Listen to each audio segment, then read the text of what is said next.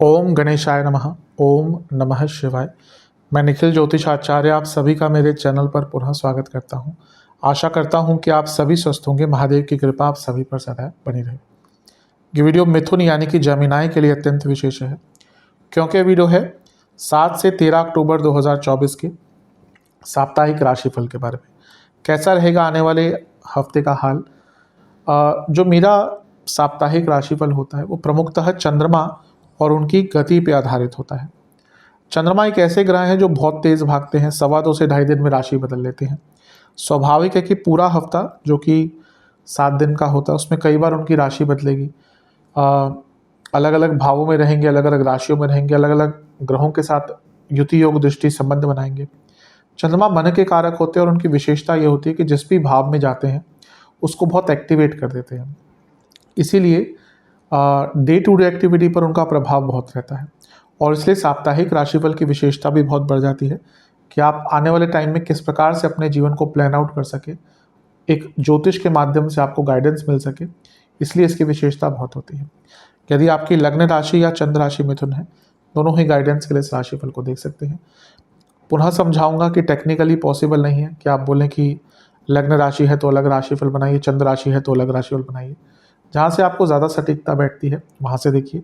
मेरा व्यक्तिगत मत ये है कि लग्न राशि पता है तो वहाँ से देखिए, नहीं पता तो सेकंड ऑप्शन चंद्र राशि बन जाती है, या फिर पुनः कहूँगा जहाँ से आप ज़्यादा रिलेट करते हैं वहाँ से देखिए। शुरू करते हैं। चंद्रमा 7 अक्टूबर को आपके छठे भाव में ही रहेंगे यानी कि वृश्चिक में, और 9 अक्टूबर सुबह के 4 बजे तक उनका गोचर यहीं पर रहेगा। चंद्रमा का छठे भाव में होना मिश्रित प्रभाव देता है। वृश्चिक में नीच के भी हैं। अब अच्छी चीज़ यह है कि छठे घर में नीच का ग्रह अच्छा प्रभाव देता है। बुरी चीज़ यह है कि चंद्रमा है, और कोई ग्रह होता है मंगल नीच के यहाँ पे है, शनि नीच के हैं, बहुत अच्छा प्रभाव देंगे। लेकिन चंद्रमा कभी कभी नीच, क्योंकि चंद्रमा सौम्य ग्रह है। जैसे मैं कई बार बताता हूँ कि शुक्र भी छठे घर में मेरे हिसाब से क्षीण हो जाते हैं। ऐसा नहीं कि वो कुछ नहीं देते, लेकिन उनके नेचुरल कारकत्वों में प्रॉब्लम आती है। वैसे ही चंद्रमा मन के कारक है, छठे घर में है। अच्छा प्रभाव ये होगा क्योंकि धनेश है, अर्थ त्रिकोण में है, करियर में पैसा बढ़ सकता है, वैसे पैसा आ सकता है, लीगल कार्य बन सकते हैं, पूर्ण हो सकते हैं। कॉम्पिटिटिव आप बहुत रहेंगे, लेकिन आपके मन में एक अनिश्चितता बहुत रहेगी, आपके मन में फ्रस्ट्रेशन बहुत रहेगी। और नीच के चंद्रमा है और यहाँ पर शनि भी उनको देख रहे हैं तो विषदोष बना, इसी कारण से नेगेटिविटी भी थोड़ी सी आ सकती है। अच्छी चीज़ है कि गुरु का प्रभाव है तो गजकेसरी योग है, तो गुरु संभाल लेंगे, लेकिन गुरु भी आपके बाधकेश हैं तो कितना ही संभालेंगे। तो हफ्ते का शुरुआती भाग अगर इसको समराइज करें तो जहां आर्थिक रूप से लाभ होगा, कॉम्पिटिटिव रहेंगे, कार्य भी पूर्ण होंगे, लीगल कार्यों में सफलता मिलेगी, वहीं मानसिक रूप से नेगेटिविटी, इरिटेशन, फ्रस्ट्रेशन बहुत रहेगी। लड़ाई झगड़े हो सकते हैं, आर्ग्यूमेंट्स हो सकते हैं। और सबसे इम्पॉर्टेंट चीज़ है कि कार्य क्षेत्र में थोड़ा सा वर्क प्रेशर आपके ऊपर ज़्यादा रहेगा। ये अर्थ त्रिकोण है और नीच के चंद्रमा है, तो कार्य क्षेत्र में बहस होने की संभावना बहुत ज़्यादा है, ध्यान दीजिएगा। नवांश कुंडली बता रही है कि किसी ऐसे व्यक्ति से बातचीत इस टाइम पे कीजिएगा जो आपको समझता है, उसकी आवश्यकता है। दशांश कुंडली कार्य क्षेत्र में आराम से बोलिएगा, प्यार से बोलिएगा, वरना बहस होने की संभावना जैसे मैंने कहा बहुत ज़्यादा है। बिजनेस की जहाँ तक बात है सब ठीक दिख रहा है, ऐसी कोई प्रॉब्लम नहीं है, लेकिन अगर कुछ नया स्टार्ट करना चाह रहे हैं तो अभी थोड़ा रुक जाइएगा, क्योंकि अभी वो सही टाइम नहीं है। लव लाइफ अच्छा है सब कुछ, बस ऐसा लग रहा है कि बहुत बोरिंगनेस आ गई है रिलेशनशिप, और ऐसा होता है कभी कभी, इस पर काम कीजिए। वैवाहिक जीवन अनिश्चितता रहेगी, डर रहेगा। डर किस चीज़ का कि चीज़ें स्टेबल नहीं है, आगे को लेकर, फ्यूचर को लेकर एक डर रहेगा। स्टूडेंट्स अच्छा टाइम है, कोई बुरा टाइम नहीं दिख रहा, बल्कि यहाँ पर आप कुछ नया कर पाएंगे, आपके अंदर कॉन्फिडेंस भी अच्छा रहेगा। सेहत की जहाँ तक बात है, पेट के रोग, लिवर इन्फ्लेमेशन, इन्फेक्शंस, सर्वाष्टक आपका अष्टम भावली है, छठे में चंद्रमा अष्टम बली, मानसिक रूप से तो पीड़ा देने वाला समय अवश्य दिख रहा है। 9 अक्टूबर सुबह के 4 बजे चंद्रमा आ जाएंगे आपके सप्तम में धनु में, और 11 अक्टूबर सुबह के 11 तक यहीं पर रहेंगे। इसी दिन गुरु भी वक्री हो जाएंगे। चंद्रमा आपके सप्तम भाव में जो आपका बाधक स्थान है और मारक भाव भी है। अब यहाँ पे कुछ कार्य वैसे भी अटकते ही हैं, क्योंकि सप्तम में सबके लिए नहीं, लेकिन द्विस्वभाव लग्नों के लिए, क्योंकि उनका सप्तम भाव बाधक बन जाता है। अब यहाँ से क्योंकि गुरु से अष्टम में है तो शकट योग बन गया, यानी कि हफ्ते के मध्य भाग में कुछ कार्यों में डिले अवश्य होगा। मैं बुरा टाइम नहीं कह रहा, लेकिन डिले अवश्य होगा।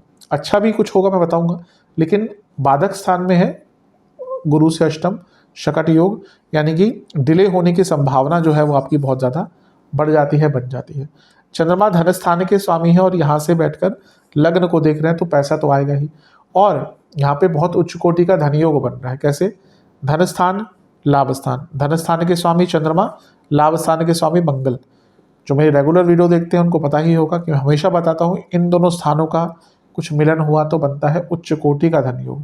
तो यहाँ पे मंगल चंद्रमा का वैसे ही समसप्तक योग अच्छा होता है, पैसा आता है उससे। और यहाँ पे क्योंकि लाभेश धनेश का मिलन हो गया, करियर हो, बिजनेस हो, जीवन हो, हर प्रकार से लाभ भी होगा, पैसा भी आएगा। बस जैसा मैंने कहा शकट योग है, तो थोड़ा सा मे भी पैसा धीरे गति से आ सकता है कि हाँ चलो संभावना तो बन गई, किसने बोल तो दिया पेमेंट कर देंगे, लेकिन वो पेमेंट डिले होते होते शायद कुछ दिन लग जाए, लेकिन पैसा कमाने की संभावना अच्छी है। मंगल लग्न में बैठ के देख रहे हैं, वो छठे घर के स्वामी भी है, तो गुस्सा तो रहेगा। चंद्रमा धनु में है जो अग्नि तत्व की राशि है, मंगल अग्नि तत्व के ग्रह है, छठा भाव भी गुस्सा दिखाता है, तो गुस्सा बहुत रहेगा, इस पर ध्यान दीजिएगा। नवांश कुंडली बता रही है कि अपने व्यक्तित्व पर बहुत ध्यान दीजिएगा, अपनी बॉडी लैंग्वेज पर। दशांश कुंडली कार्य क्षेत्र में कुछ अच्छा करने का मौका है, प्रमोशन आदि की अगर बात इस टाइम पे चलती है बहुत चांसेस है। बिजनेस कमिटमेंट बढ़ाइए, बहुत अच्छा टाइम है ये चीज़ों को बदलने का। लव लाइफ कुछ अगर प्रयास आपने करे होंगे बदलाव का या कुछ नयापन लाने का, तो उसका यहाँ पे अच्छा रिजल्ट मिल सकता है। वैवाहिक जीवन आसपास के लोगों से बच के रहिए, कई ऐसे लोग हैं आपके आसपास, रिश्तेदार भी हो सकते हैं, दोस्त भी हो सकते हैं, जो आप दोनों के बीच में कड़वाहट ला रहे हैं और आपको पता नहीं चल रहा। जहाँ तक स्टूडेंट्स की बात है, अच्छा है टाइम, लेकिन थोड़ा ओवर कॉन्फिडेंस दिख रहा है। सेहत के अनुसार जिनको किडनी या गॉल ब्लैडर का प्रॉब्लम है, बीपी का प्रॉब्लम है, एंग्जाइटी है, उनकी दिक्कत बढ़ेगी। सर्वाष्टक में आपका दूसरा घर बली है धन स्थान, तो पैसा तो आता हुआ दिख ही रहा है। 11 अक्टूबर सुबह के 11 चंद्रमा आ जाएंगे आपके अष्टम में, मकर में। इससे एक दिन पहले बुध का गोचर भी हो चुका होगा। चंद्रमा का अष्टम में आना कोई बहुत विशेष तो नहीं माना जाता। यहाँ पर चंद्रमा अपने ही भाव को देख रहे हैं, यानी कि धन को, धन स्थान को, कर्क को, तो उच्च कोटि का धन योग तो यहाँ पर फिर से बन जाता है, यानी कि यहाँ पे अचानक से पैसा आ सकता है। और मंगल की दृष्टि अभी भी है, तो यहाँ पे 8वें भाव का योगदान आ गया, 11वें भाव का योगदान आ गया, यानी कि यहाँ पे अचानक से धन की प्राप्ति है। वक्री गुरु की दृष्टि है, मतलब कि अब 9 तारीख को वक्री हो चुके हैं, और गुरु क्या है आपके सप्तमेश और दशमेश है। करियर में या बिजनेस में कुछ भी बदलाव लाना चाहते थे, उसकी स्टार्ट यहाँ से कर सकते हैं। बिजनेस में आपको कोई नया प्रोडक्ट लॉन्च करना है, कोई नई सर्विस लॉन्च करनी है, कुछ और करना है, वो थॉट प्रोसेस यहाँ से स्टार्ट कर सकते हैं। करियर में कुछ बदलाव लाने, कोई नया कोर्स करना है, जॉब चेंज करना है, तो स्टार्ट कहाँ से करने, वो स्टार्ट यहाँ पे आप कर सकते हैं। लेकिन अष्टम के चंद्रमा है, वक्री गुरु की दृष्टि जो बाधकेश है, मंगल की दृष्टि जो छठे घर के स्वामी भी हैं, तो मंगल की दृष्टि जो छठे घर के स्वामी भी हैं, तो ये पार्ट भी ना जो आपका हफ्ते का अंतिम भाग का है, ये भी काफ़ी फ्रस्ट्रेशन और इनसिक्योरिटीज़ भरा रहेगा।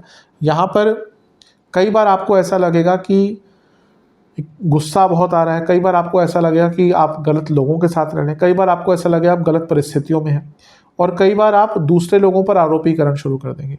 तो इसका थोड़ा सा ध्यान दीजिएगा। चंद्रमा की दृष्टि दूसरे घर पर भी है, वाणी का स्थान है, अष्टम के चंद्रमा है, तो वाणी पर कंट्रोल करने की आवश्यकता है। मंगल की दृष्टि है, यानी कि जब चंद्रमा दूसरे घर को देखेंगे तो एक उग्रता भी आपके अंदर आ सकती है, तो इन सारी चीज़ों का ध्यान देने की आवश्यकता है।